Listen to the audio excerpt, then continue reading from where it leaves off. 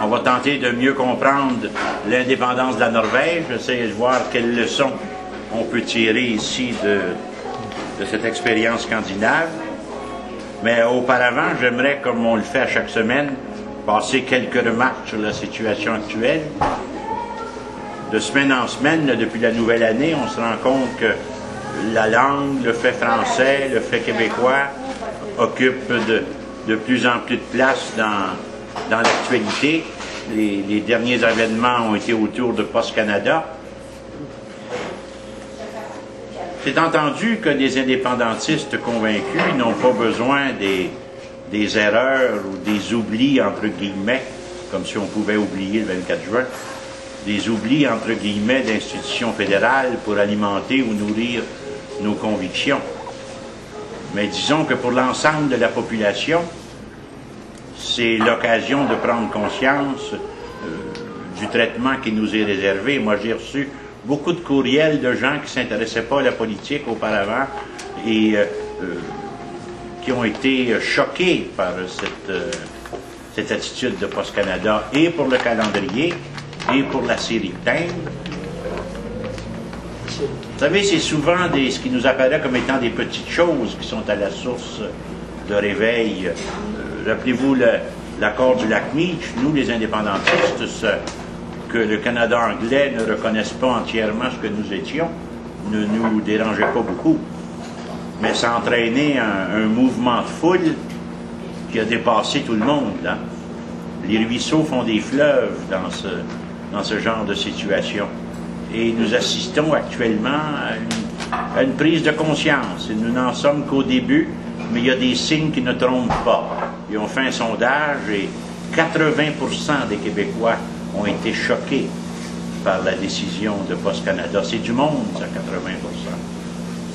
On a rarement atteint ce chiffre-là autour d'un événement, ce qui est assez exceptionnel.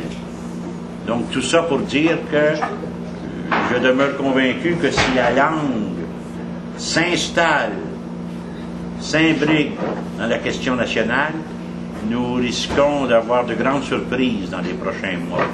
Et j'observe avec une grande satisfaction l'attitude de Mme Marois, qui a répété encore cette semaine que le combat pour le français était au cœur de ses préoccupations politiques et au cœur de l'action du Parti québécois.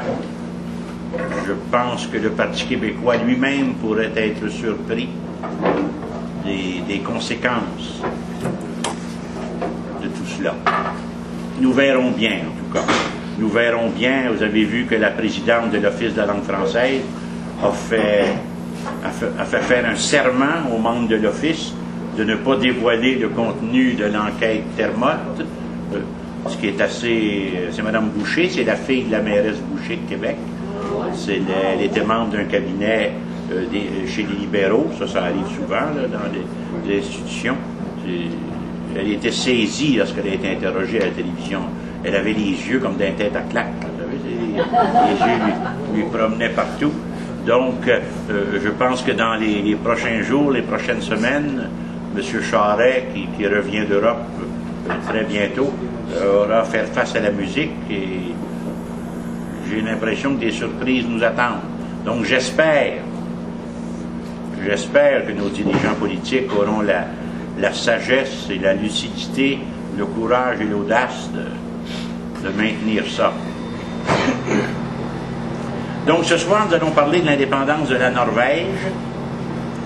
Pourquoi faisons-nous cette tournée mondiale? Nous étions en Finlande la semaine dernière, nous serons aux Pays-Bas la semaine prochaine, et ensuite nous entrerons dans une série consacrée aux pays de la décolonisation, surtout en Afrique du Nord, et cette nouvelle philosophie qui est à la source de la renaissance du mouvement indépendantiste au Québec à la fin des années 50, au début des années 60, les premiers indépendantistes qui sont apparus avec l'Alliance laurentienne, avec l'Action socialiste pour l'indépendance du Québec de Raoul Leroy, avec le RIN, Chaput d'Allemagne, Bourgault par la suite. L'idée de la décolonisation était au cœur de la relance du mouvement indépendantiste. Et c'est pour ça que le portrait du colonisé de Mény, par exemple, aura été édité ici. Il y aura une édition sauvage. On appelle une édition sauvage une édition rapide, faite sur du papier journal. J'en ai un exemplaire, d'ailleurs, c'est Raoul Leroy qui avait fait ça, avec l'autorisation de l'auteur, d'ailleurs. Simplement pour souligner que c'est parce que Cité libre, dirigé par Trudeau, Pelletier et les autres, appuyait l'indépendance de l'Algérie et condamnait le mouvement indépendantiste canadien-français, on disait encore, québécois n'apparaîtra que quelques années plus tard, et les premiers articles d'indépendantistes ont justement été faits pour dénoncer Trudeau et Cité libre, qui appuyaient l'Algérie, mais dénonçaient le mouvement québécois. Donc nous verrons tout cela très bientôt. Avec l'indépendance de la Norvège, comme on a vu la semaine dernière, pour la Finlande, elle n'appartient pas à la Scandinavie. Elle est au-delà. On fait l'erreur souvent de dire que c'est un pays scandinave, mais officiellement, selon les écrits et tout, et même la géographie en un certain sens, ça n'appartient pas directement à la Scandinavie. D'ailleurs, le finnois n'est pas une langue scandinave. Le finnois, c'est une langue finno-ougrienne, c'est une langue qui vient des pays de l'Oural, le basque appartient à cette même famille linguistique. Le basque, le finnois, il y en a un autre, mais le hongrois. Donc c'est une catégorie de langue très particulière. Alors que là, avec la Norvège, nous entrons au cœur de la Scandinavie, même si géographiquement, c'en est à sa limite. Nous avons parmi nous un Suédois ce soir, donc je n'arrive pas à la cheville de ses connaissances, mais j'espère que vous fournirez au moins quelques éléments de réflexion qui alimenteront la vôtre. Donc c'est la Norvège, hein, ce n'est pas le Grand Nord, mais c'est la Scandinavie septentrionale. D'ailleurs, la Norvège constitue la côte scandinave, si on peut dire. C'est un pays qui longe toute la Scandinavie et qui a pour voisins la Suède, la Finlande et l'URSS. Un petit bout de l'URSS là-bas. C'est un pays qui est dont les premières traces d'habitation remontent à 10 000 ans. Cependant, on commence à observer une présence organisée dès le IIe siècle. On retrouve des traces de certaines communautés germaniques, parce que les langues scandinaves appartiennent à la famille germanique, comme l'anglais, l'allemand, le néerlandais, le frison. Le frison qui est parlé en Allemagne et qui est parlé surtout aux Pays-Bas. Et le frison, c'est la langue la plus près de l'anglais. Je signale ça comme ça en passant. Les langues scandinaves, donc, sont des langues germaniques d'un type particulier. Ces langues-là qui se parlent depuis toujours ne prendront l'alphabet latin qu'avec la christianisation. Avant ça, on appelle ça runique, c'est d'origine runique, et d'ascendance runique. La Norvège va entrer dans l'histoire avec les Vikings. Les Vikings qui vont piller un monastère anglais en 793, là, vraiment un pillage, et l'image du Viking là, qui est très dur là, et très envahissant, très audacieux. Éric le Rouge, par exemple, puis Ericsson, son garçon. Quand on voit des sons à la fin, là, fils de Ericsson, fils d'Éric. Donc Éric le Rouge, son garçon, c'est l'essor des Vikings, entre 800 et 1000 à peu près. Ils vont occuper le territoire norvégien et rapidement, il y en a qui vont partir un peu partout dans le monde. Ils iront en Islande, au Groenland, au Labrador. Ils vont venir pêcher ici. C'est pour ça que quelquefois on dit que les premiers découvreurs, ce n'étaient pas les marins du 16e siècle, mais même les pêcheurs du 11e.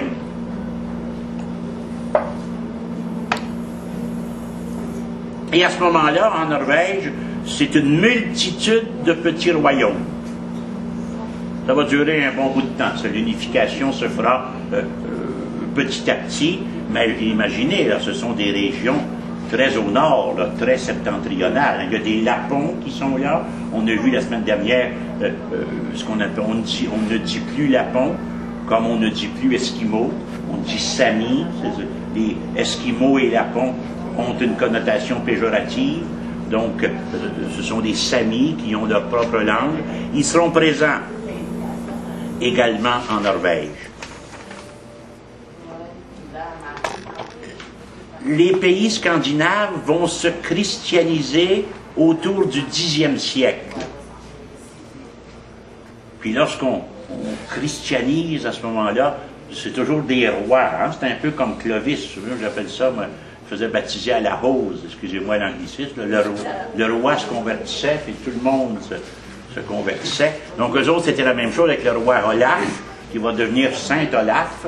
Et ça, c'est l'arrivée de la chrétienté dans les pays scandinaves, notamment en Norvège. Et là, le latin, naturellement, va occuper une place. Et on va latiniser l'alphabet de ce qu'on appellerait aujourd'hui le norvégien. Vous allez voir, c'est pas aussi simple que ça, là. On a beaucoup de points communs avec les pays scandinaves, mais notamment avec la Norvège, au niveau de l'importance de la langue, de la culture, de l'identité, comme étant un noyau rassembleur face à des envahisseurs ou à des occupants. Et nous, quand je vous rappelais qu'en 1760, lors de la cession, et non pas de la conquête, je me permets toujours d'insister parce qu'il y a des gens qui n'y étaient pas, et maintenant que nous sommes diffusés sur Internet, il y a des gens qui vont peut-être entendre ça pour la première fois. Il n'y a jamais eu conquête. Nous n'avons pas été conquis. Nous avons été cédés. Il faut cesser de faire notre histoire avec les concepts de nos adversaires. Comme il ne faut plus jamais parler des rebelles de 1837. Ce n'étaient pas des rebelles, ce n'étaient pas des bandits. C'était des insurgés, c'était des révolutionnaires, c'était des indépendantistes, mais ce n'étaient pas des rebelles. Comme on ne peut pas parler de la défaite de 1995. C'est du vol de 1995.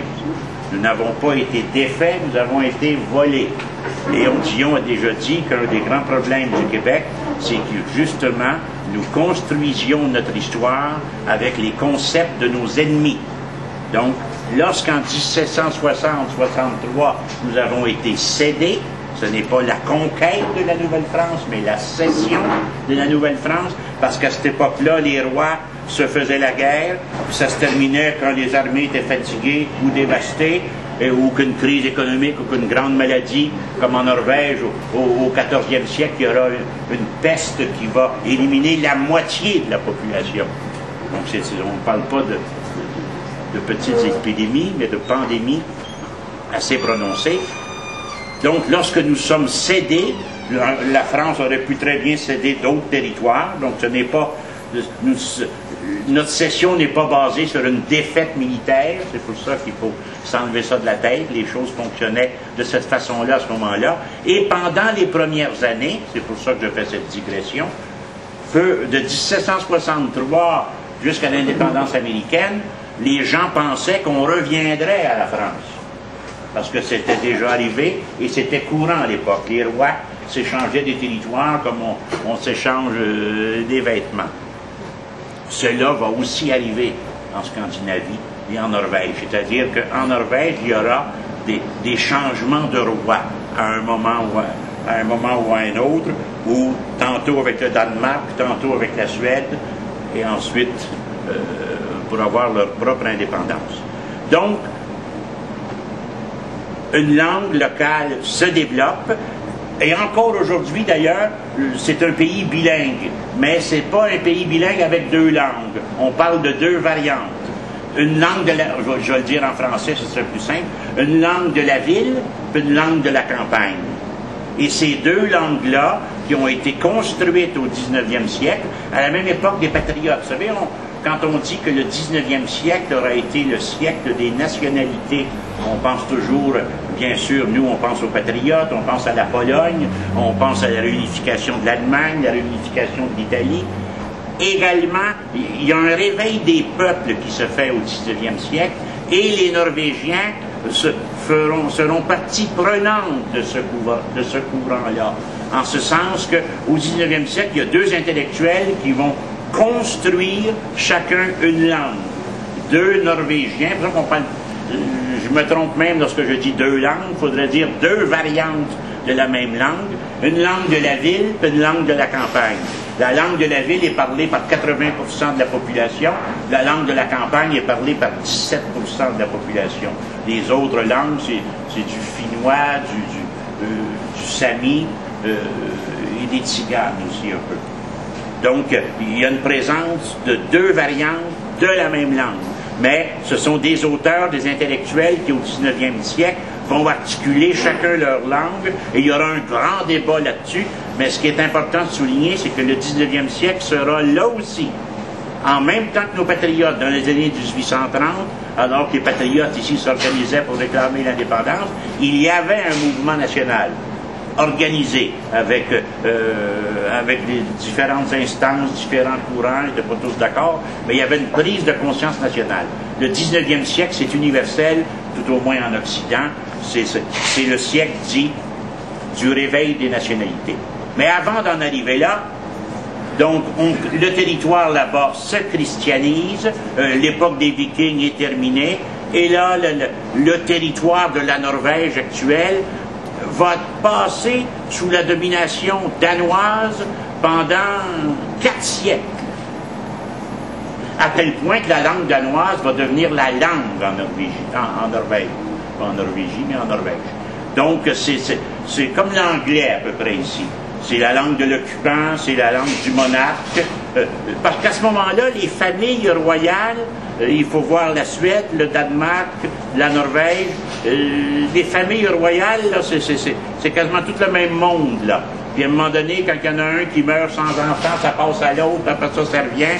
Puis à un moment donné, il y a une reine du Danemark, mais qui était alliée également à la famille de Suède. Puis elle va faire ce qu'on appelle, en 1397, si ma mémoire est bonne, l'union de Kalmar. Et ça va réunir la Norvège, la Suède et le Danemark. Les trois dans une même attitude, et dans une même entité, pardon. Et la Suède devient quasiment comme une province du Danemark, et la Norvège, c'est à peu près la même chose. Le pouvoir est à Copenhague.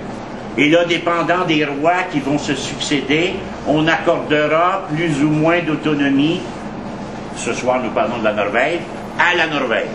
La Suède va s'émanciper, elle. La Suède aura son propre mouvement sur lequel nous reviendrons, mais va s'émanciper et va arracher son indépendance, si on peut dire, du Danemark. La Norvège, ça va arriver, mais d'une toute autre façon. Parce que comme on a commencé à le voir, l'indépendance des peuples, ça vient toujours de la volonté des peuples, naturellement, mais volonté plus ou moins partagée. S'il y avait eu un référendum aux États-Unis en 1776 pour faire l'indépendance des États-Unis, il n'aurait pas passé. 22% des Américains, à peu près, étaient favorables à l'indépendance. Ça ne les a pas empêchés de la faire. S'il y avait eu un référendum en France lors de la Révolution française en 1789, le référendum n'aurait pas passé. Donc, il y a la volonté du peuple qui est souvent la source d'indépendance et souvent le contexte international. On le voit pour le Kosovo, c'est-à-dire qu'il arrive des moments où le contexte international favorise l'arrivée de nouveaux pays. Avec la Norvège, il y aura quelque chose qui va ressembler à ça. On le verra tout à l'heure, où le contexte international a provoqué l'indépendance, autant que la volonté du peuple. Et on le voit actuellement dans le Kosovo, ça se présente comme ça. J'insiste sur ce point-là pour la raison suivante. Il y a plusieurs façons d'arriver à l'indépendance. Nous connaissons la nôtre, parce que nous la pratiquons et nous tentons de la réaliser, mais il y en a d'autres. L'histoire nous donne d'autres leçons que le vécu qui est le nôtre. Donc, dans l'Union de Kalmar, les 3 pays scandinaves sont réunis ensemble sous la couronne danoise. Le danois va, sur le plan linguistique, occuper le terrain en Norvège. C'est pour ça que les Norvégiens, qui ont leur propre langue, qui y sont attachés, sont linguistiquement colonisés, comme nous. C'est-à-dire que la langue de l'enseignement, la langue officielle, c'est le danois, pendant 4 siècles. Et eux ont ce qu'on appelle une koiné, K-O-Y-N-E, accent aigu, qui est synonyme de langue, idiome, parce que pour les sociolinguistes, il n'y a pas de différence entre une langue, un patois, un parler, un idiome ou une koiné. C'est tous des synonymes. Du moment qu'un bruit fait du sens, c'est une langue. Qu'une langue soit parlée par 10 000 personnes ou par 600 millions, c'est sûr qu'il y en a une qui est plus importante que l'autre. Mais pour ceux qui étudient les langues, toutes les langues se valent, puisqu'elles remplissent toutes le même rôle, de la même façon. Donc cette occupation, on peut dire, du Danemark,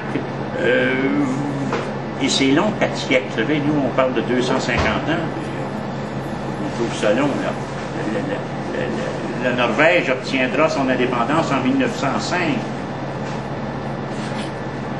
Elle va la déclarer une première fois en 1814. Des ressemblances avec nous, quand même. Vous allez voir dans quel contexte dans quelques minutes. Mais ça voudra dire que pendant presque un millénaire, si on compte tout, avant que l'indépendance formelle se réalise, et de lutte et de combat pendant des siècles, de difficultés, puis énormes, des épreuves nationales, les chefs sont tués, qui ressemblent beaucoup à nos patriotes. Hein? Donc, pendant l'occupation danoise qui dure 4 siècles, décimée par la peste, ce sont essentiellement comment dirais-je, presque pas d'éducation. Ils sont chrétiens, catholiques au début, ensuite ils vont tous devenir luthériens. De la même façon, à ce moment-là, c'est tous les peuples ensemble à cause de la rupture avec Rome et ainsi de suite. Mais quand même, il y a en Norvège, c'est là qu'il existe ce qu'on appelle des églises bâties en bois debout. Il en reste encore une trentaine, semble-t-il, qu'on peut visiter. C'est unique au monde. Donc, le rattachement au Danemark, rattachement forcé, déplaît à la population qui est colonisée, qui développe une classe de bourgeois, mais ces bourgeois-là ont un sentiment national, un peu comme la classe des patriotes ici l'aura dans les années 1800-1840, se développe à peu près le même type de sentiment national. Cependant, il est toujours écrasé par la royauté danoise qui, elle, occupe l'ensemble du territoire. Et ça va durer là jusqu'à Napoléon. C'est-à-dire pendant 4 siècles, il y aura une occupation, un envahissement quotidien, une présence danoise presque insupportable, où leur langue non seulement n'est pas enseignée, elle n'est pas écrite. Le norvégien n'est pas une langue écrite à ce moment-là. C'est le danois qui occupe tout le terrain. Qu'est-ce que Napoléon vient faire là-dedans? Napoléon, comme vous le savez, il va occuper toute l'Europe. Hein. Il y aura des territoires partout. Juste lui mériterait plusieurs conférences. Et juste ses politiques linguistiques, c'est très intéressant. Napoléon est un homme qui avait un certain esprit très original, notamment en matière de langue. Vous savez, c'est un des pères des politiques linguistiques, Napoléon. Il a accordé des politiques linguistiques dans plusieurs États. Mais il avait été sensible aux difficultés de la langue. Rappelez-vous l'abbé Grégoire, dont je vous ai parlé, ce révolutionnaire français qui fait le tour de la France, puis qui revient vers 1792 au Parlement, à l'Assemblée nationale, puis il dit « Mes camarades, mes citoyens, qui s'appelaient, il y a un problème, les Français ne parlent pas français. On parlait tout en France, sauf le français. C'est comme ça que l'école publique va s'installer, et la France ne parlera français, l'ensemble du peuple, qu'après la guerre de 1914, n'oubliez pas ça, ça va prendre 120 ans, le Québec a parlé français avant la France.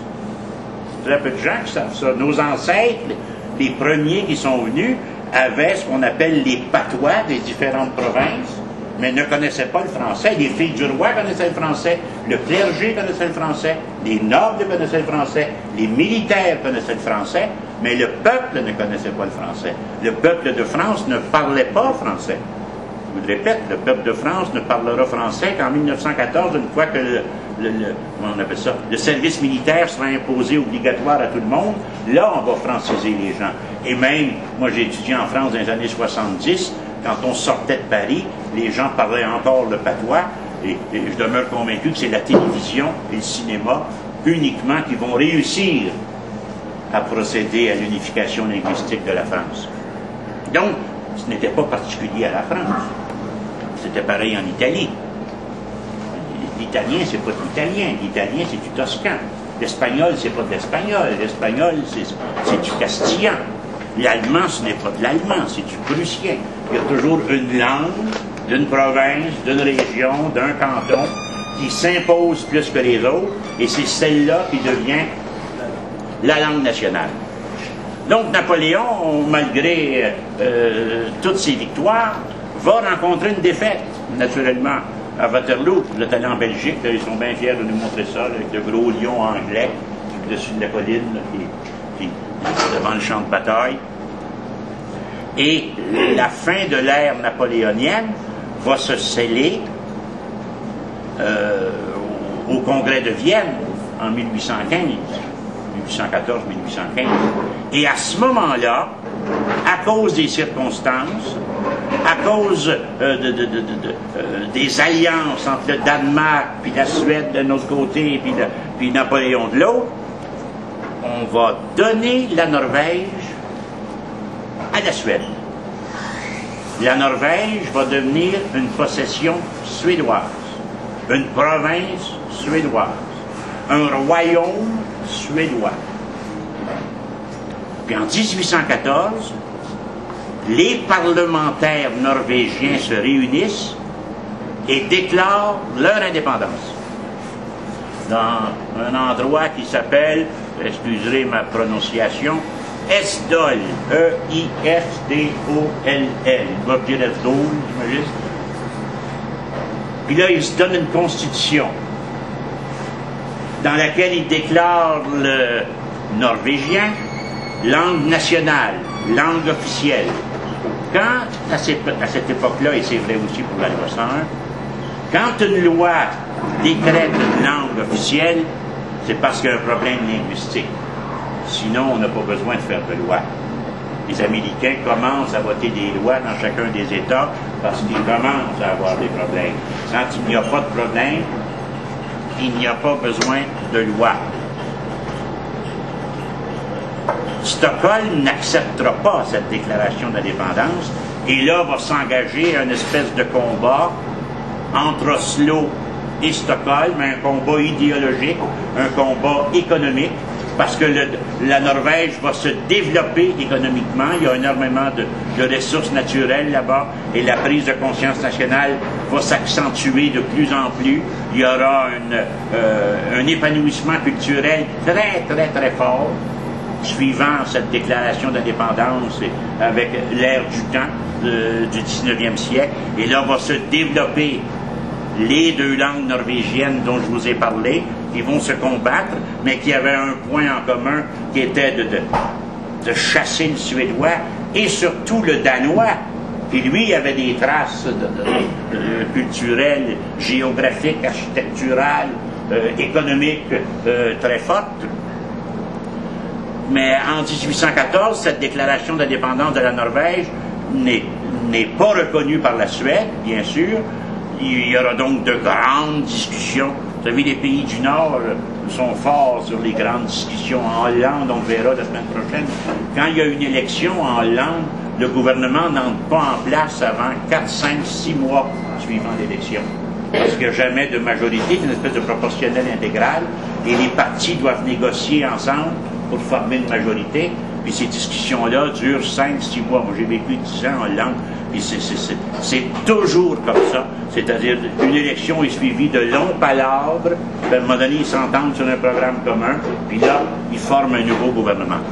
Donc la Suède, malgré qu'elle ne reconnaîtra pas l'indépendance de sa province ou de sa possession norvégienne, va quand même reconnaître la Constitution de 1814. Ça nous montre quand même l'importance des textes constitutionnels dans la démarche vers l'indépendance. On voit ça dans plusieurs pays. Il arrive que la Constitution précède. C'est comme si, en fin de compte, les 92 résolutions de nos patriotes, c'est une Constitution. C'est un texte constitutionnel. C'est-à-dire c'est un ensemble de griefs qui sont formalisés dans un texte et qui expriment les besoins de la population. Donc la Constitution norvégienne va être reconnue par la Suède, et là va s'entamer des longues discussions jusqu'en 1905, où là, l'indépendance va se réaliser. La Suède mettra comme condition un plébiscite, non pas un référendum. Vous allez voir pourquoi on appelle ça un plébiscite. 189 Norvégiens ont voté non. 189. Et 360 000 ont voté oui. Donc c'est dans une proportion, je dirais, c'est des chiffres iraniens, dirions-nous aujourd'hui. On voit ça dans ces pays-là, où ça ressemble à une élection dans un comté de Duplessis. Il y avait eu, oui, ou du temps de M. Duplessis, il y a déjà eu plus de votes dans une urne que d'électeurs. Puis l'Union nationale était allée en cour, puis avait dit au juge, l'avocat, c'est l'enthousiasme, monsieur le juge. L'enthousiasme, plus de votes que d'électeurs. Donc ce plébiscite-là, naturellement, démontre à quel point. Et là, il y a une leçon. Hein. Comment faire pour qu'un sentiment national soit aussi aiguisé? Comment faire pour en arriver à ce qu'un peuple tout entier, sans distinction? Est-ce que le colonialisme anglais est plus brillant? Peut-être pas, mais sûrement plus efficace. Ici, nous sommes divisés quand même, beaucoup plus qu'à la Norvège, ou qu'en Finlande, comme on l'a vu la semaine dernière. C'est l'unanimité nationale autour de l'indépendance. Nous n'en sommes pas là. Comment se fait-il? Et pourtant, la langue là-bas va jouer un rôle essentiel. Les gens avaient leur langue, ils tenaient à leur langue, à leur culture, à leur tradition. Ils connaissaient, c'était pas en crise, un essor économique fabuleux. Vous savez, quand on nous dit qu'il faut être dans la boue pour pouvoir la liberté, non, ça avait une très belle vie économique, très développée. C'est encore aujourd'hui d'ailleurs parmi les plus hauts niveaux du monde. Hein. Les plus hauts niveaux de vie du monde, c'est dans les pays scandinaves. C'est très avancé, c'est d'ailleurs en Norvège que naîtra ce qu'on appelle le modèle scandinave. Il va en 1935, il va s'en aller ailleurs par la suite, ce qu'on va appeler l'État-providence et ainsi de suite, mais c'est là que ça naît. Le nom d'un premier ministre dont je vous donnerai le nom après la pause, là, mais en 1935, c'est dans ce pays-là que ça naît. Donc une unanimité nationale et tout le monde met l'épaule à la roue pour construire ce nouveau pays. Puis ils vont choisir d'être une monarchie. C'est pas une république, c'est une monarchie. Ils vont choisir leur dynastie, ils vont aller chercher un prince du Danemark qui est descendant là, parce que c'est toutes les mêmes familles, hein, descendant d'une famille norvégienne autrefois. Ils vont l'installer sur le trône, ils vont donner le droit de vote aux femmes dès 1913. Au Québec, c'est en 1940. Dès 1913, les femmes auront le droit de vote. Et un essor économique fabuleux qui va faire. Et beaucoup d'énergie, pas juste de l'argent, beaucoup d'énergie seront investies dans, je dirais, la formalisation de la langue norvégienne. Une fierté nationale dont on ne connaît même pas l'ombre ici. Eux, dans les pays du monde, l'affaire du calendrier, la semaine dernière, là, c'est des émeutes. C'est près ici, et puis... Ici, je savais, des gens qui m'ont écrit pour dire, c'est pas si grave que ça, puis après tout. C'est une fête provinciale. Vous savez, dans les années 30, quand la Saint-Jean-Baptiste puis l'ordre de Jacques-Cartier demandaient des timbres bilingues, Ottawa répondait que les timbres n'étaient pas assez grands. Après ça, on a demandé d'avoir du français sur la monnaie, et on dit que c'était pour faire dévaluer l'argent. On a demandé du français sur les chèques fédérales, les coûts en encre étaient trop élevés. Les gens croyaient ça, là. Les gens disaient hey, ça coûte très cher faire ça. Donc une fierté nationale norvégienne très aiguisée, sans être un chauvinisme, sans être un nationalisme comme on verra dans les années 30 dans certains pays d'Europe, ça n'a rien à voir. Une fierté nationale. Une fierté nationale pour libérer le pays, faire les efforts qui s'imposent, et ça s'accompagne d'un épanouissement économique presque sans précédent. Tout le monde, c'est comme un nouveau défi, un nouveau projet. On dirait aujourd'hui un boom économique. Sur le plan politique, la Norvège va vouloir rester neutre. Guerre de 14, même pas de ça. Puis en 1939, ils voulaient avoir la même attitude. Mais les Allemands vont les envahir. Puis les Allemands vont occuper la Norvège. C'est là ils auront un chef là-bas dont le nom passera à l'histoire comme étant synonyme de traître. Quisling. Quand on dit de quelqu'un, c'est un Quisling. C'est-à-dire c'est un traître. C'est quelqu'un qui collabore avec les Allemands de façon aveugle, totale. Mais le peuple, lui, résiste à la nazification. Le peuple n'est pas nazi, pas du tout, mais le territoire est occupé. Puis après ça, ben là, après la guerre, naturellement, ils vont reprendre possession de toutes leurs choses. La social-démocratie va se développer à un rythme particulièrement saisissant. Vous savez, parce que c'est là que naît, ça va apparaître dans d'autres pays, mais c'est là qu'on va vraiment l'organiser. Qu'est-ce que c'est? C'est le partage du risque. C'est le principe même de l'assurance. Vous allez voir, l'État-providence, c'est le principe de l'assurance. C'est-à-dire que les travailleurs, lorsqu'ils mouraient, lorsqu'ils tombaient malades, ils n'avaient rien. Il n'y avait pas d'assurance chômage, il n'y avait pas d'assurance santé, tu ne pouvais pas aller voir le médecin si tu n'avais pas d'argent. Il fallait donc trouver quelque chose. Là, on recule, là. Aujourd'hui, c'est quotidien. Mais reculer de presque 100 ans, et là, qu'est-ce qui se passe? On va inventer le concept suivant, c'est le partage du risque. C'est-à-dire que c'est le principe de l'assurance. C'est la naissance de l'actuariat, c'est la naissance des probabilités. Et là, si chacun paie une petite prime, étant donné qu'on ne peut pas tous mourir en même temps, puis on ne peut pas tous avoir besoin en même temps du recours à cette assurance, en partageant le risque, en mettant en commun nos primes, on sera capable de répondre aux besoins des gens. Et c'est comme ça, petit à petit, qu'en Norvège, va s'installer le principe de l'État qu'on appelle Providence, qui aujourd'hui a une connotation péjorative dans le monde libéral que nous vivons, que nous connaissons actuellement, avec les difficultés qui sont les siennes, bien sûr. Mais l'État-providence, c'est un concept qui fait en sorte que l'État pourvoit à certains besoins fondamentaux. Le Québec, par exemple, est très sensible à cette philosophie-là, ce qui n'est pas le cas de l'Alberta, par exemple. Mais ici, nous sommes très sensibles à ça. Et en ce sens-là, nous avons des points communs avec les pays scandinaves. C'est pourquoi qu'il existe, et on ne le dit pas assez, il y a beaucoup de centres d'études sur le Québec. Moi, je connais un Québécois là, de Villemort, l'abbé Brabant, qui enseigne à Oslo depuis 40-45 ans.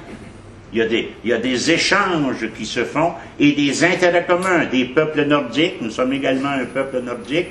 Nous parlons une langue qui, en ce qui nous concerne, est peu répandue sur le continent. Chacune des langues scandinaves, ça se compare. Hein? Les langues scandinaves sont concentrées dans l'Europe du Nord. Il y a déjà eu une Nouvelle-Suède. Le Delaware, l'État américain, les Suédois qui ont fondé ça. Ça s'appelait la Nouvelle-Suède. Il y avait la Nouvelle-France, il y a eu la Nouvelle-Angleterre, la Nouvelle-Hollande avec New York, il y a eu une Nouvelle-Suède, le Delaware, ou encore d'ailleurs des descendants de ces colons suédois habitent toujours là-bas. Un des grands défis des indépendantistes norvégiens, ce sera d'organiser le territoire sur une nouvelle base linguistique. Ça va être un grand défi, puis on verra après la pause comment est-ce que la législation norvégienne s'applique, c'est quoi la loi 101 de là-bas. Ils ont leur loi 101, puis ils l'ont depuis plus de 100 ans. Nous, ça fait 30 ans. Puis ça fait plus de 100 ans qu'ils ont pris des mesures linguistiques précises pour assurer à la langue norvégienne et ses deux variantes, pour assurer à la langue norvégienne la place qui lui revient. Et ce n'est pas facile dans un contexte, je vous le dis là, colonisé par le Danemark pendant 4 siècles, la présence du suédois qui est quand même une langue, eux ils sont 4,5 millions en Norvège, la capitale c'est Oslo, 4,5 millions. Donc vous savez, ce sont des États et des peuples avec lesquels les Québécois peuvent se comparer. On peut trouver beaucoup d'inspiration dans leur détermination, dans leur volonté, dans leur attachement à leur culture. Ils ne veulent pas disparaître. Et vous remarquerez, lorsqu'une indépendance se fait, actuellement, il arrive, quand la Palestine s'est déclarée indépendante il y a quelques années, les premiers pays qui l'ont reconnue, c'est les pays scandinaves. Ils sont parmi les premiers, ils ont un centre, comme M. Lévesque dirait, ils ont un préjugé favorable au petit peuple. Puisque le petit peuple, en dimension numérique, bien sûr, oui. Tu as répondu à la question, est-ce que je voulais connaître la population de la Norvège, puis tu as dit c'est ça. Et c'est un pays dont la densité n'est pas énorme. Hein? Là aussi, ça ressemble au Québec. Hein? Puis le territoire, la dimension, par rapport à la... 348 000 km, je crois, carrés. C'est plus petit que la France. La Suède, plus grande que la France. Oui. L'autre est plus petit. Ouais. C'est... Pas beaucoup. Parce qu'on dit souvent que la France rentre 5 fois dans le Québec. Ah oui. 5 fois. Le Québec, c'est ça. Le Québec est grand comme 5 fois la France. C'est ça. Eux autres, c'est un grand pays comparé à bien d'autres, mais la densité de population est très faible. Puis en Finlande, la semaine passée, 14,5. Un peu plus nombreux. Donc, ce sont des pays, puis j'ajoute avant la pause une dernière petite ressemblance qui est presque du hasard, mais au niveau des drapeaux, les pays scandinaves et le Québec, quand je suis allé en Hollande les premières fois, j'avais 15-16 ans, puis j'avais mon drapeau du Québec, les gens des pays scandinaves, on faisait du camping à ce moment-là, plus on y va avec les années, plus on change d'habitat.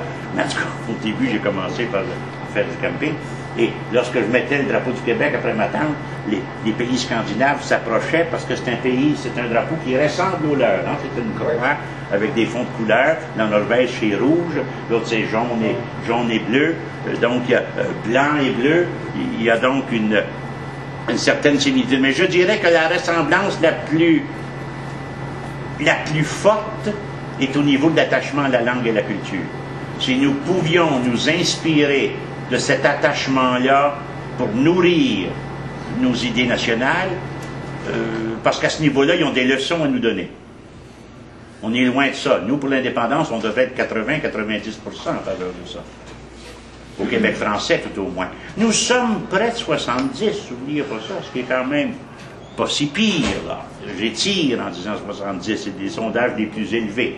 Mais on a encore du chemin à faire, et il peut être intéressant de s'intéresser au cas de pays qui ont réussi à le faire. Dans des contextes parfois même plus difficiles que le nôtre. Vous savez, nous, notre langue est écrite, on a des bibliothèques, on a une tradition littéraire, une tradition culturelle, une tradition universitaire, sur le plan économique, était très avancé. Ce sont des gens, les Scandinaves sont des gens très délurés, dirons-nous. C'est des gens qui ont un sens d'organisation, puis un sens des affaires, un sens du commerce. On va le voir avec les Hollandais la semaine prochaine. C'est fantastique en Hollande, c'est inimaginable, le sens des affaires qu'ils ont encore. Vous allez là comme touriste, là, puis on est même mal à l'aise pour eux de les voir agir envers nous, tellement ils sont des commerçants dans le sang. Oui. La langue que nous parlons, puis la langue de Norvège, parlée en Norvège, vraiment, je pense que je ne me trompe pas en disant que la langue française a plus d'importance dans le monde que la langue norvégienne. Elle est plus répandue. Serait-ce pour ça que les Anglais ont tant de... Ils nous surveillent plus que les autres, parce que, dans le fond, on fait partie d'un bloc... pour eux autres, on est un gros bloc qui ont toujours eu à l'œil. Le bloc français en Europe a toujours été à l'œil de l'Angleterre. Oui, oui. Donc, c'est parce que si... Puis deux autres raisons. La France et l'Angleterre sont, je dirais pas des ennemis, mais des concurrents héréditaires. C'est une question que je pose. Non, mais c'est une bonne question. Depuis des siècles, ils sont concurrents. Longtemps, ils ont été des alliés beaucoup là, au 20e siècle, mais longtemps des ennemis. Je disais les concurrents, c'est le mot ennemi, même si c'est plus juste. Et, comme les Vikings, c'est Normand le vrai nom. Hein, c'est les hommes du Nord. Les Normands, c'est le nom français, si on pourrait dire, des Vikings et des gens du Nord. C'est ces deux dont on parle. C'est des Scandinaves dont on parle à ce moment-là. Et l'attitude de l'Angleterre face à la France, n'oubliez pas que la France a occupé l'Angleterre pendant des siècles et des siècles. Il y a donc il y a quelque chose qu'on soit en mesure de comprendre. Là. Il y a 60% de la langue anglaise vient du français. Le reste, c'est plus germanique, mais il y a une antinomie. Donc, là-bas en Norvège, c'était face aux Danois pendant longtemps. Le Danemark était le pouvoir, l'occupant, le colonialisme était danois. Il se suédois pendant un siècle, mais dans les circonstances que je vous ai racontées, vous savez, la Suède va se retrouver avec un roi français. C'est Bernadotte, un des hommes de Napoléon qui va l'avoir combattu d'ailleurs, qui va devenir roi de Suède, et sa famille, les descendants de Bernadotte, sont encore sur le siège de Suède. C'est-à-dire que et il avait été l'ennemi de Napoléon, et le congrès de Vienne qui a été gagné par ce qu'on appelait les alliés, c'est-à-dire les ennemis de Napoléon, puisque Bernadotte s'était révolté, si on peut dire, contre Napoléon, et qu'il était maréchal de France, on l'a récompensé en le nommant, en le désignant roi de Suède. Vous savez, c'est une époque bien lointaine de la nôtre. Mais à ce moment-là, vous voyez comment est-ce que la scène internationale peut jouer un rôle aussi important que la volonté nationale. Les Norvégiens la voulaient, leur indépendance. Ils l'ont déclarée en 1814. Ça n'a pas marché. Puis à un moment donné, les circonstances changent. Et par un concours, justement, de circonstances imprévisibles. Pour ça, je vous dis que les phénomènes qui nous arrivent, c'est de la politique que l'on fait. La politique, c'est un art.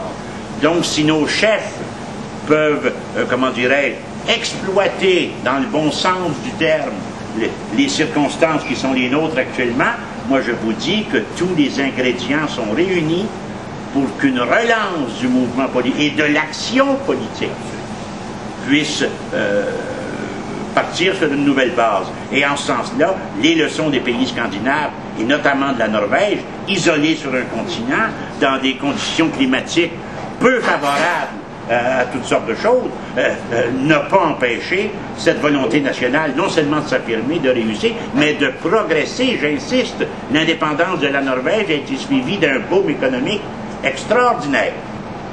Prenons une petite pause.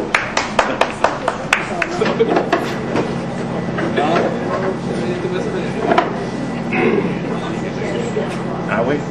Il est là. OK. Vous savez qu'on a la chance d'avoir parmi nous un Scandinave ce soir qui est un bon militant indépendantiste québécois. Je vais lui donner la parole dans quelques minutes. Ça va permettre... Oui. M. Bédard avait quelque chose à dire.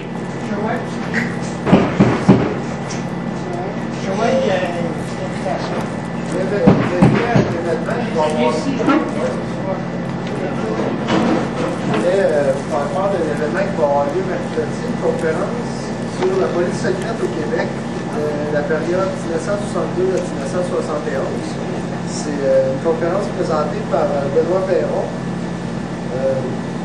Si vous êtes intéressé, j'ai des copies de l'événement, fait que vous pouvez venir le voir. C'est mercredi à 7 h à l'Université du Québec, au pavillon des sciences, à côté du 82 Ouest, là, dans le Sherbrooke. C'est très bon, moi j'y étais le mois dernier, et ce mois-ci, c'est consacré à l'infiltration de la police et ainsi de suite. Il y a une contribution de 10 $ de demander. C'est une conférence qui vaut vraiment la peine. C'est très, très bien fait. J'encourage les personnes que ça peut intéresser à s'y présenter. Avant de passer la parole à notre ami scandinave, suédois, québécois, grand militant patriote comme nous, je voulais juste revenir sur un petit point que je n'ai pas mentionné, mais qui est implicite à ce que j'ai dit. Pendant que les patriotes vont lancer ici, dans le Bas-Canada, qui deviendra le Québec par la suite, la nationalité, parce que les patriotes, leur grande contribution, je les appelle, moi, les fondateurs de la nationalité, c'est-à-dire, elle s'appelait Bas-Canadienne, on disait Canadien même la plupart du temps, mais c'est la nationalité québécoise, si on peut dire. Les patriotes vont lui donner ses lettres de noblesse à la québécitude. Au même moment, en Norvège, le même mouvement apparaît. Eux, leur mouvement s'appelle de percée nationale. Mais c'est le même vocabulaire que les patriotes, au même moment, et là apparaîtra une norvégianité, si on peut dire, qui s'apparente énormément à la québécitude, en ce sens qu'ils vont déterminer une nation. Et ça, c'est important. Parce que si aujourd'hui on peut parler de la nation québécoise, les sources historiques de la nation québécoise, ce sont les patriotes qui vont la faire. La nation était présente avant. Dès le régime français, il y a de nos ancêtres qui disaient aux Français « Je suis Canadien, vous êtes Français ». Même au niveau des batailles militaires, il y aura des différences.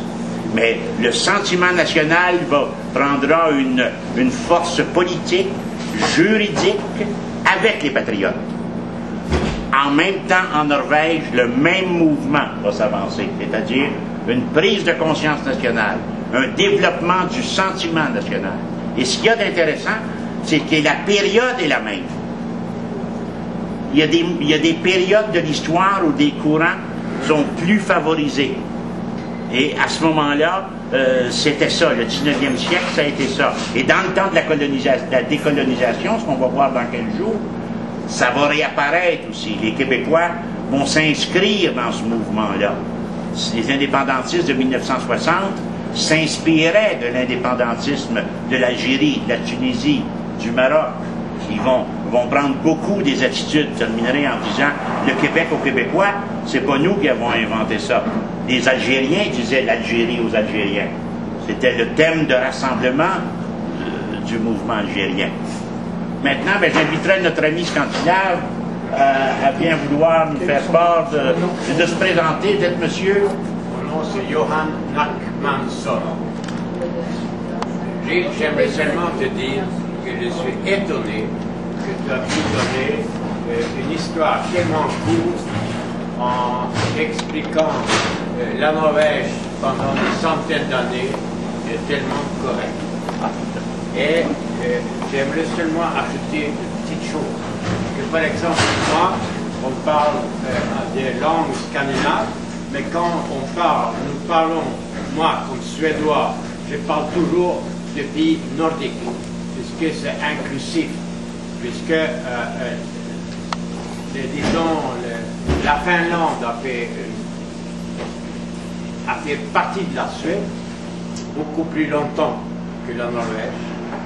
Et aussi, la deuxième chose, c'est que toutes les institutions suédoises ont aidé énormément la Finlande et la Norvège. Par exemple, l'institution de l'industrie forestière, qui est plus vieux que la Société Saint-Jean-Baptiste ici, et ça a été quelque chose que les Suédois ont donné à la Norvège et à la Finlande.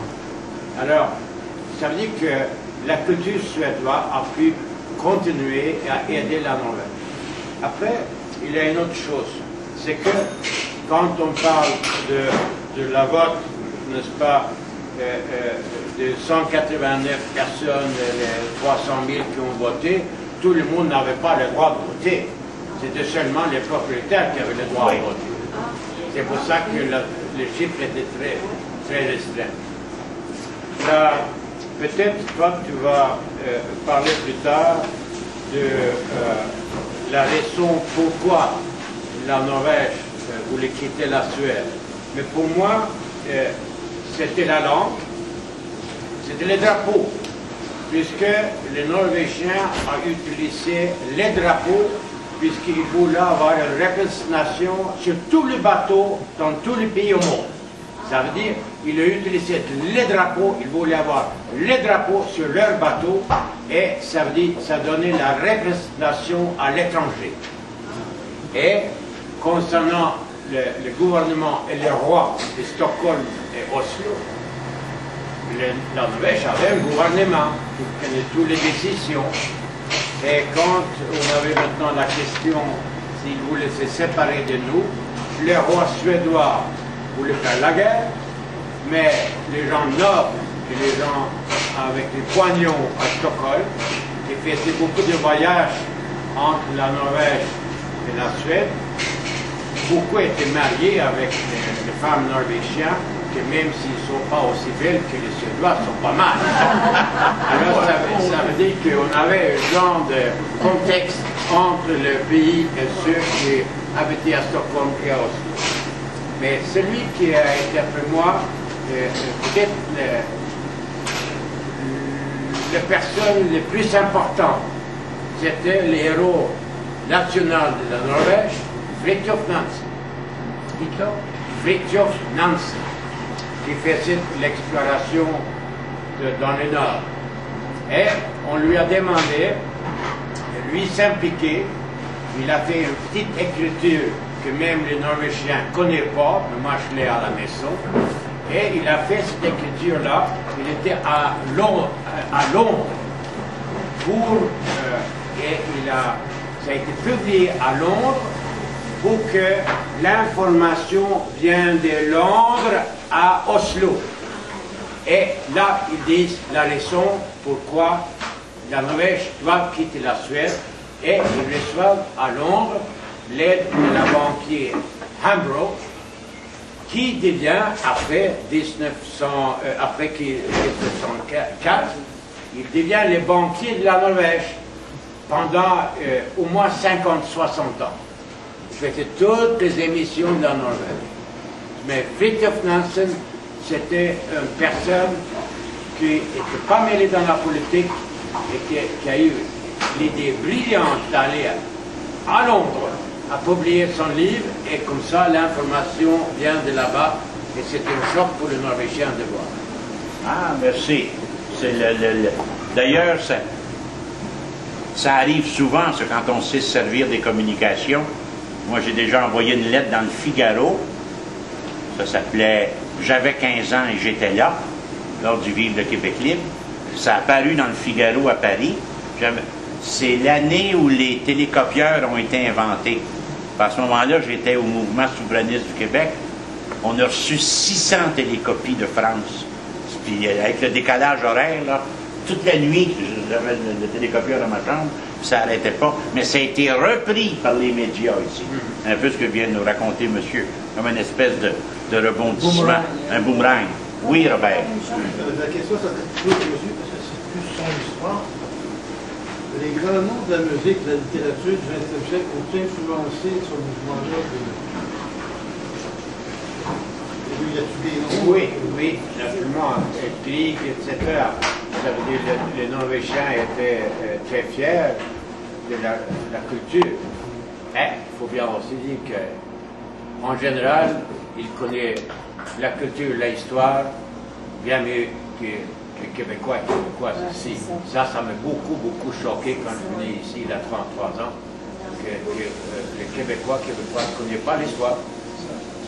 Mais ça a toujours été quelque chose qu'on fait ici quand il fait noir en Norvège. Ah oui. On le sait. Ah, ici, au niveau de l'histoire, ce que vous dites, c'est un... Et dans les pays nordiques, vous faites bien de le préciser, une des fibres de la fierté nationale, c'est la connaissance de l'histoire. C'est la connaissance des combats. Ici, pendant 10-15 ans, l'histoire ne s'est pas enseignée. Les jeunes d'une certaine génération, les jeunes de 1970, avaient le choix entre l'histoire et l'éducation physique et les sports. Ai-je besoin de vous dire ce qu'ils ont choisi massivement?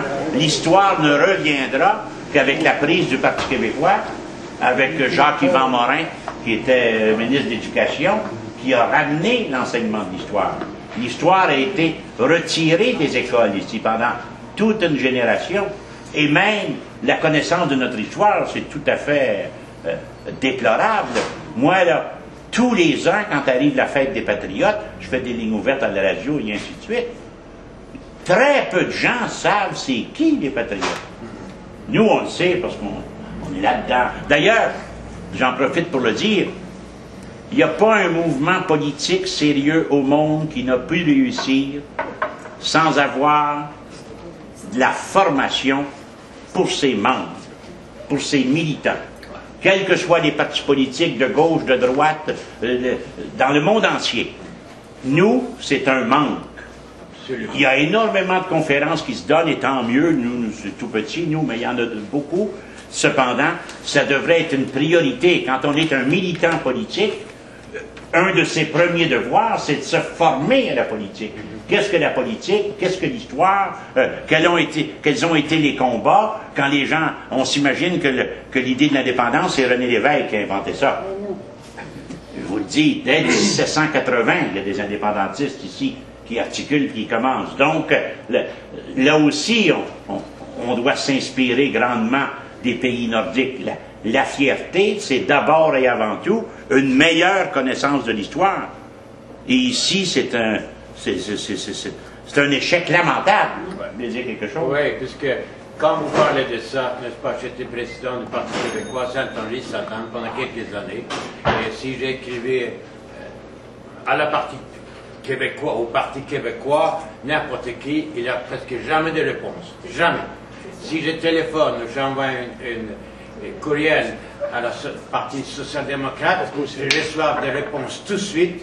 Et quand je n'étais pas d'accord avec la politique que la Suède menait au Liban pendant la dernière guerre, il y a 2 ans, 24 heures après, je reçois une lettre courriel par le Premier ministre. Et après, 2 jours après, 3 pages du ministre extérieur qui explique pourquoi la Suède a agi comme ils l'ont fait. Alors, et nous, même comme président d'un Parti québécois, on ne reçoit jamais de réponse. Alors, ça, naturellement, comment on peut former les gens si ça fonctionne comme ça? C'est pour ça que vous qui êtes ici, celles et ceux qui nous observent via Internet, parce que grâce à François Terrien, toutes les semaines, nos rencontres sont diffusées et disponibles partout. Quand je dis partout, il y a quelqu'un de Prague qui m'a écrit un courriel cette semaine et qui a pris ça sur les émissions enregistrées par François Terrien. Donc nous nous rencontrons tous les lundis soirs à Montréal, au Café Olala, à 7 heures, à la sortie du métro Beaubien. Juste à la sortie du métro, en allant vers Beaubien, il y a un petit café et tous les lundis soirs, nous nous rencontrons. Et j'insiste, nous sommes, la plupart d'entre nous, militants de partis politiques, quels qu'ils soient. Tentons de sensibiliser nos dirigeants à l'importance de la formation, à l'importance de donner la parole aux membres, à l'importance de les engager dans des projets et de les former. Et en ce sens-là, l'histoire des indépendances des autres pays nous instruit énormément. Quand je vous dis que la Norvège avait sa loi 101 en 1898, nous, on va attendre 80 ans plus tard. Et le défi linguistique n'est pas achevé en Norvège. Je vais terminer là-dessus sur la question linguistique. Il y a j'ai appelé ça 2 variantes. on pourrait dire deux langues, mais eux disent deux variantes d'une même langue de la ville, le Bokmål, qui s'écrit Bokmal, mais qui se prononce Bokmål, et le Nyrs. Je vais vous le trouver, ce sera pas long, là, c'est celle de la campagne, en tout cas, N-Y-R-S-K, quelque chose, et ça, c'est parlé par 17% de la population, surtout en campagne. Les deux langues se comprennent, elles sont intelligibles. Cependant, le pays est officiellement bilingue. Mais dans la pratique, bilingue de la même langue, des deux variantes. Et pour que des deux langues soient enseignées, il faut 3 élèves. Donc toutes les facilités sont là.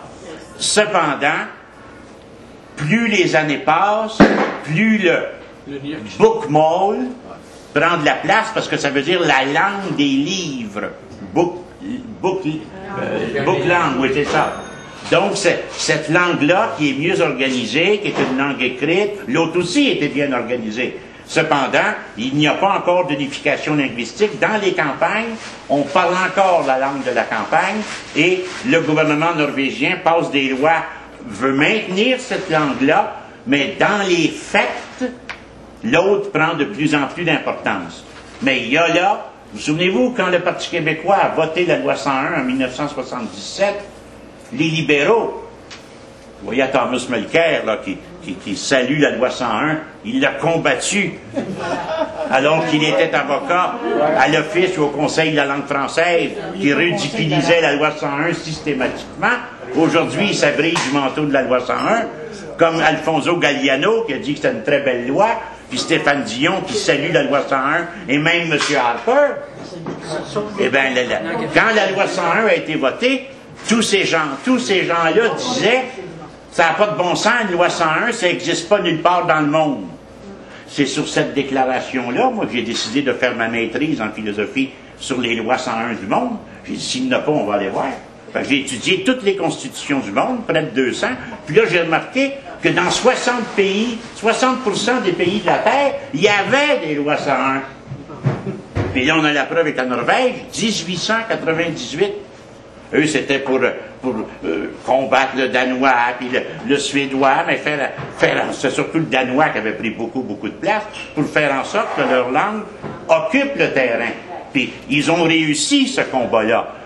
Là, aujourd'hui, leur défi, c'est de concilier leurs deux langues. C'est la même langue, mais qui se parle de deux façons différentes. Et ces langues-là, les deux variantes, ont été articulées par deux auteurs différents qui se sont combattus, puis ainsi de suite. Mais c'est le Bokmål qui est vraiment la langue qui prend le plus de place. Oui? Dion, Harper, puis toute sa gang de rapaces-là, ils peuvent bien dire que la loi 101, c'est une merveilleuse loi. Ils l'ont mis en lambeaux. Ce qui reste aujourd'hui, je veux dire, la loi, la langue des tribunaux, les autres aspects. Aucun des chapitres de la loi 101 de 1977 ne reste intégralement. Tous les chapitres ont été chapitrés, sans exception. Bretelles, là, tu sais. Oui, Victor. Dans les deux langues que tu mentionnes tantôt, je vais vous donner un exemple. Est-ce que ce serait comparable, disons, au français, puis, voyons, le terme, au joual, ou quelque chose comme ça, ce serait... C'est très, très près. Je donne un exemple, il y a un seul mot que j'ai appris dans les deux langues, c'est marteau, c'est hammer, puis hamir. Ah, okay. Donc, vous voyez à peu près la différence, tu sais, c'est très, très près l'un de l'autre. On le dit, ce sont deux langues intelligibles. Ils se comprennent, ce qui se passe. C'est comme des poteaux et des poteaux. Oui, oui. Oui, monsieur. Je voudrais relever parce que votre exposé est très bien, historiquement. Vous avez relevé l'accent sur la fierté nationale. Moi, ce qui me dérange présentement, c'est comment se composer correctement, évidemment en tenant compte le peu d'histoire pour les gens en bas de 25 ans. Avec le discours ambiant, il y en a un qui me dérange, que j'ai de la misère à réagir correctement à ces états inclusifs. C'est tous ceux qui planchent pour redéfinir la nation québécoise, de manière à ce qu'elle soit sociale, amenant un vote plus à la Bouchard et tout, ils sont 4-5. Donc, il y a toute cette vague-là, et tout ce que vous apportez, si on est ici, c'est parce qu'on est déjà accroché sur ce discours-là. Moi, cette vague néolithique, que c'est l'économie qui dicte. Et que, c'est pour ça que je vous pose la question. Je vais vous poser la question parce qu'il faut apprendre entre nous à parler de façon compréhensible. Pour ceux qui disent que la politique, est-ce qu'il veut rien savoir de ça, c'est politique. C'est ceux qui ont décroché. Donc, ma question vise ceux qui ont décidé d'être apolitiques. Je veux leur renvoyer la question existentielle. Non pas ce qu'on discute ici, c'est pas une question économique. Donc, en faisant une expérience à l'envers, je veux juste me situer confortablement. Non, je comprends. Jacques Parizeau a déjà dit que l'argument économique était le plus faible pour convaincre quelqu'un en faveur de l'indépendance, que c'était l'argument de la fierté, l'argument du sentiment national. Et là, quand on regarde l'histoire des peuples, la semaine prochaine, on va regarder l'histoire de l'indépendance de la Hollande.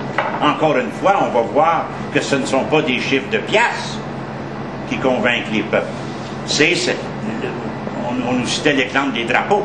C'est la fierté. Vous savez, même si, même si c'est rien l'affaire du calendrier de Poste Canada, ça s'est plus parlé dans les maisons que n'importe quelle enquête de l'Institut économique de Montréal. Vous savez, on ne se trompe pas quand on touche à la fibre. Et ce n'est pas exclusif, la fibre. On se rejoint tous, tout le monde peut se reconnaître là-dedans. Donc moi aussi, je considère que tout ce qui touche au sentiment national, d'ailleurs, le mouvement national, je vais l'appeler comme ça, le mouvement national québécois, il naît quand? Dans sa version moderne, il naît en 1956 autour de Maurice Richard. C'est là que ça part. C'est là que ça part. Le reste va prendre 1962, M. Gordon va dire les Canadiens français ne savent pas compter, ils ne peuvent pas être dans des conseils d'administration, le RIN va partir et tout. Mais la prise de conscience nationale, vraiment nationale de l'après-guerre, c'est ce qui arrive à Maurice Richard. Là, il n'y avait pas le docteur en philosophie était à côté du vidangeur, là. Puis tout le monde était pareil. Il y a une chose concernant l'économie, et je suis d'accord avec ce que vous venez de dire. Cependant, il faut parler et comparer le Québec avec les pays comme par exemple la Suède. Puisque en 1950, le Québec était un pays sous-développé, à 100%, aussi pauvre comparé comme certains pays en Afrique. Aujourd'hui, le produit national brut par Québécois est à peu près 1500 $ plus petit que la Suède. Vous vous rendez compte ce que vous avez pu faire depuis 1950 et aujourd'hui, et les Québécois ne se connaissent pas. Moi, je les vois. Moi, je veux qu'on fait la compétition internationale. Et quand nous parlons du futur, on parle de tous les Québécois et Québécoises qui vont nous représenter dans tous les sports, toutes les compétitions intellectuelles, culturelles à l'étranger, et aussi dire que aujourd'hui nous sommes aussi bons que les Suédois, et c'est ça que nous, les Québécois, on a réussi à faire. Alors ça, moi je vois ça comme quelque chose de très important pour moi en tout cas. Mais ça l'est, hein. Je veux dire, c'est un ensemble de choses. Donc, je vous invite à revenir la semaine prochaine. Nous pencherons sur l'indépendance de la Hollande. Vous allez voir, c'est un peuple qui a toute une histoire et avec lequel on peut encore avantageusement se comparer. Et dans 2 semaines, on va commencer une courte série sur les pays de la décolonisation, c'est-à-dire les pays qui sont devenus indépendants à la fin des années 50 et dans les années 60. Il y en a une 50aine. Et on va voir là où nous nous inscrivons là-dedans. On a tout le temps de faire des commanditaires? 2 minutes. OK. Ceux qui s'intéressent de connaître des points de vue de jeunes étudiants en droit sur la Constitution canadienne, je vous invite à aller écouter Choc FM, qui est la radio de l'Université du Québec. Alors, vous syntonisez ça, ça prend un ordinateur. C'est parce qu'il y a eu une émission dimanche, hier, à 17h. Ça s'appelle La justice par justesse. Alors ça vous pouvez... Et non pas par Justin. Et non pas par Justin. Et il parle du fédéralisme, il parle du fédéralisme asymétrique, etc. Donc, Choc FM, C-H-O-Q FM, la radio du Canada. La justesse par justice, ça dure 1 heure. Merci. Oui, Victor? Alors, pour ajouter ce que tu mentionnais sur le pays qu'on parlait, c'est que, à l'image de IKEA qu'on retrouve partout dans le monde, on devrait lancer une chaîne de commerce, nous, ça pourrait s'appeler Patenteux. On en ferait un dans tous les pays du monde, comme IKEA. Bonne semaine.